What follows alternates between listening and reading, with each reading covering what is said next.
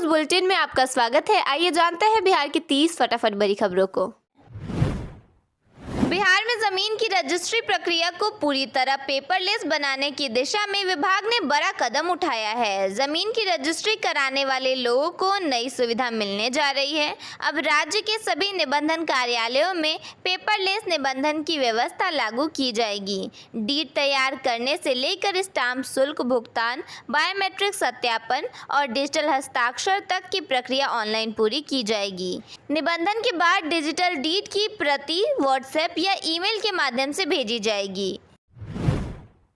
बिहार के शहरी इलाकों में रहने वाले लोगों के लिए राहत की खबर है। अब मरीजों को इलाज के लिए ज़्यादा पैसे खर्च नहीं करने होंगे। सिर्फ 2 रुपए के पर्चे पर ओपीडी में इलाज की सुविधा मिलेगी। मोदी सरकार ने बिहार में 598 नए शहरी स्वास्थ्य केंद्रों को मंजूरी दी है। इनमें 164 शहरी प्राथमिक स्वास्थ्य केंद्र और 434 शहरी हेल्थ एंड वेलनेस सेंटर शामिल हैं। खास बात यह है कि इन केंद्रों का सबसे ज़्यादा फायदा शहरी इलाकों की स्लम बस्तियों और आर्थिक रूप से कमजोर लोगों को मिलेगा।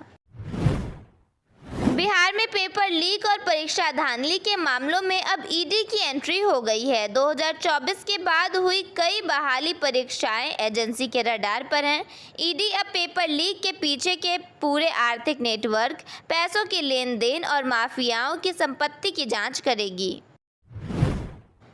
पटना के पास विकसित होने वाली पाटलिपुत्र ग्रीनफील्ड सैटेलाइट टाउनशिप अब बिहार के बड़े स्पोर्ट्स हब के रूप में भी तैयार होगी। यहाँ 651 एकड़ में स्पोर्ट्स सिटी, गोल्फ कोर्स और मल्टी स्पोर्ट्स कॉम्प्लेक्स बनाया जाएगा। सुविधाएं ओलंपिक मानकों के अनुरूप विकसित करने की तैयारी है।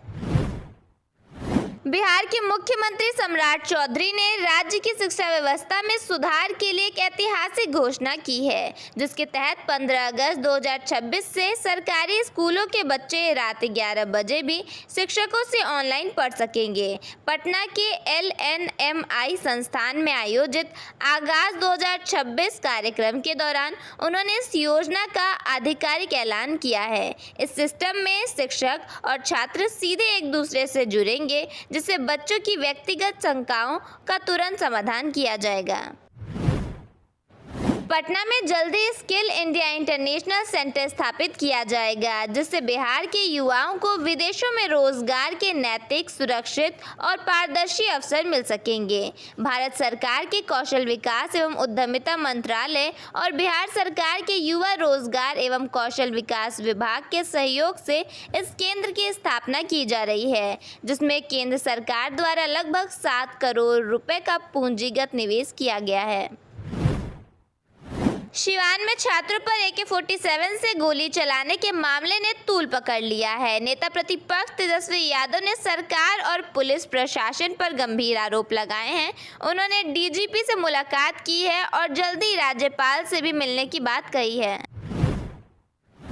प्रशांत किशोर ने जनता को संबोधित करते हुए बांकीपुर के पढ़े लिखे बेरोजगार युवाओं के लिए ऐलान किया है। उन्होंने कहा कि बांकीपुर के कम से कम 10,000 युवाओं को प्राइवेट सेक्टर में नौकरी दिलाने की व्यवस्था करने की कोशिश की जाएगी। बिहार में आय से अधिक संपत्ति के मामले में SVU ने बांका के कार्यपालक इंजीनियर हरेंद्र कुमार के 5 ठिकानों पर छापा मारा है। पटना, वैशाली और बांका में हुई कार्रवाई में 12.92 लाख रुपए कैश, करीब 81 लाख के गहने और 8 जमीन फ्लैट के कागजात मिले। कुल संपत्ति 2.20 करोड़ रुपए से ज्यादा बताई गई है। SVU के मुताबिक हरेंद्र कुमार साल 2015 में सरकारी नौकरी में आए थे।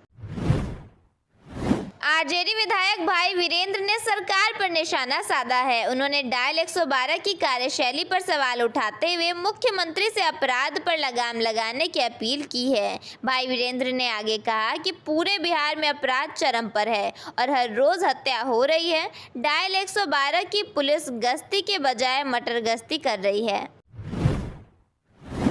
BPSSC ने मद्य निषेध उत्पाद और निबंधन विभाग में अवर निरीक्षक मद्य निषेध की 58 पदों पर भर्ती के लिए प्रारंभिक लिखित परीक्षा का रिजल्ट जारी कर दिया है। परीक्षा में 1,33,718 अभ्यर्थी शामिल हुए थे, जिनमें से 1,560 अभ्यर्थियों को मुख्य लिखित परीक्षा के लिए सफल घोषित किया गया है। इसमें 78 रिक्तियों के मुकाबले करीब 20 गुना अभ्यर्थियों का चयन मुख्य परीक्षा के लिए किया गया है। राजद के कार्यकारी राष्ट्रीय अध्यक्ष तेजस्वी यादव ने बिहार सरकार पर कंगाली की ओर बढ़ने का गंभीर आरोप लगाया है। उन्होंने दावा किया कि उन्हें खुद 5 से 6 महीने तक वेतन नहीं मिला था। जब मीडिया के सामने इस मुद्दे को उठाया गया तब वेतन मिलना शुरू हुआ। राज्य के मंत्रियों और विधायकों को भी समय पर वेतन नहीं मिल रहा है। तेजस्वी ने तंज कसा कि सरकार के सामने अब वेतन का मुद्दा भी चर्चा का विषय बन गया है। यह स्थिति बताती है कि राज्य के खजाने की हालत कैसी है।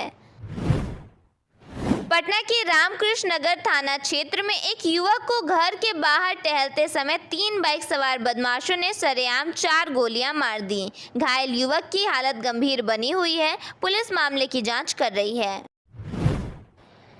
पटना में एक बार फिर से बदमाशों ने खुलेआम पुलिस को चुनौती दे दी है। इधर पटना के एसएसपी कार्तिकेय शर्मा मंगलवार की शाम क्राइम मीटिंग ले रहे थे। उधर अपराधियों ने एक प्रॉपर्टी डीलर के सीने में 4 गोलियां उतार दी। युवक की पहचान शुभम कुमार यादव के रूप में हुई है। उसे गंभीर हालत में प्राइवेट अस्पताल में भर्ती कराया गया है। गोली मारने की घटना सीसीटीवी में कैद हो गई है। घटना रामकृष्ण नगर थाना के भुप्तीपुर ज्योतिष बाबा रोड की है। बिहार सरकार हर साल 100 बच्चों को पढ़ाई के लिए विदेश भेजेगी। मुख्यमंत्री सम्राट चौधरी ने इसकी घोषणा करते हुए कहा कि सरकार का लक्ष्य बिहार को गंगा से ग्लोबल बनाना है। उन्होंने बताया कि 15 अगस्त से ऑनलाइन पढ़ाई की सुविधा भी शुरू होगी। बांकीपुर में प्रशांत किशोर के खिलाफ पोस्टर लगाए गए हैं। पोस्टरों में पुलिस और चुनाव आयोग पर लगाए गए आरोपों को लेकर सवाल उठाए गए हैं। साथ ही पूछा गया कि चुनाव जीत गए, अब माफी कब मांगेंगे। सिवान में दिन दहाड़े एक फाइनेंस कर्मी की गोली मारकर हत्या कर दी गई। अपराधियों ने उसे घेरकर 4 गोलियां मारी और मौत की पुष्टि करने के लिए उसे हिलाकर देखा, फिर फरार हो गए। वारदात थाने से महज 500 मीटर की दूरी पर हुई।